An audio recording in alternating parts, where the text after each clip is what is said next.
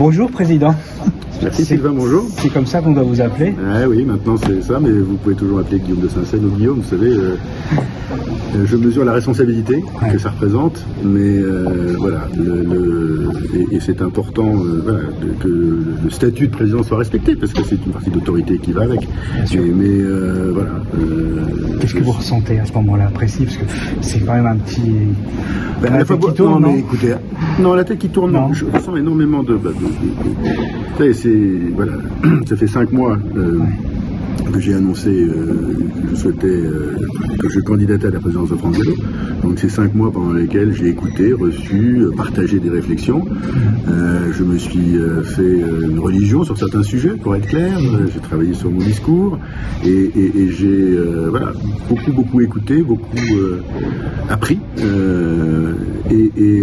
Donc ça, c'est quelque part, c'est l'aboutissement de 5 mois de cette écoute, mais c'est aussi une énorme responsabilité, parce que je sais que voilà, il y a des, on est à un moment où il faut à la fois remettre les courses dans le cœur des Français, il faut être un actionnaire actif du PMU, il faudra diffuser en région tous les moyens de communication pour permettre à toute la filière des courses d'aller chercher des nouveaux amis, des nouveaux clients, des nouveaux partenaires.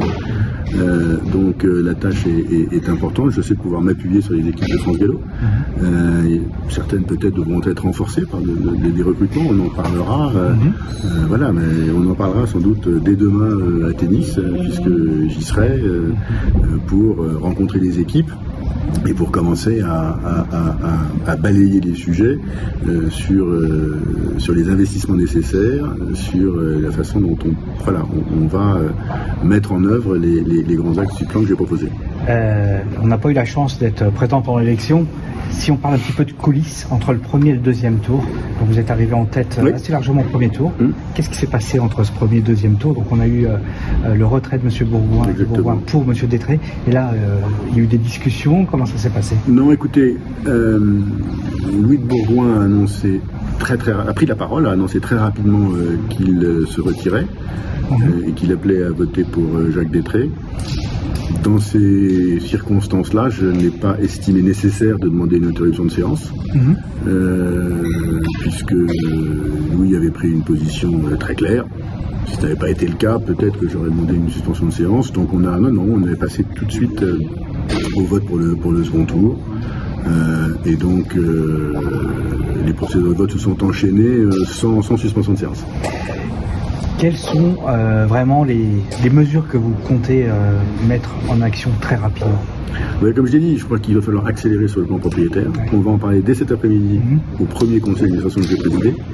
Il va falloir très vite travailler sur le budget de 2024. On a eu une première présentation ce matin, mais comme je vous l'ai dit, arbitrée entre investissement, dépenses, recrutement. Ça, c'est le chantier des prochaines semaines. C'est clair. Ensuite, mettre en place et faire fonctionner cette nouvelle gouvernance, c'est clair. C'est les commissions qui avaient été évoquées et mises en place sur finance et marketing, mais c'est cette vice-présidence aux régions, c'est cet effort spécifique sur la RSE et sur les jeunes. Maintenant, il y a toute la réflexion sur l'obstacle et le plan obstacle sur lequel il faut travailler pour avancer tout de suite avec l'élan que donne cette élection et un nouveau conseil d'administration. Et puis c'est évidemment dès janvier, je pense, un rôle très actif d'actionnaire du PMU. Je serai en ça accompagné par Kamel Cheboub. Alors justement, Kamel Cheboub, pourquoi le choix s'est porté sur M. Cheboub? Écoutez, parce que je pense que c'est un homme d'entreprise qui a réussi dans ses affaires. C'est des affaires qui sont aussi dans la distribution. Donc voilà, ça me paraissait un profil intéressant. D'autre part, dans le conseil d'administration, il y a des gens qui vont être déjà occupés par ces commissions. Et j'ai estimé qu'on pouvait aussi demander à un membre du comité et pas forcément à un second administrateur.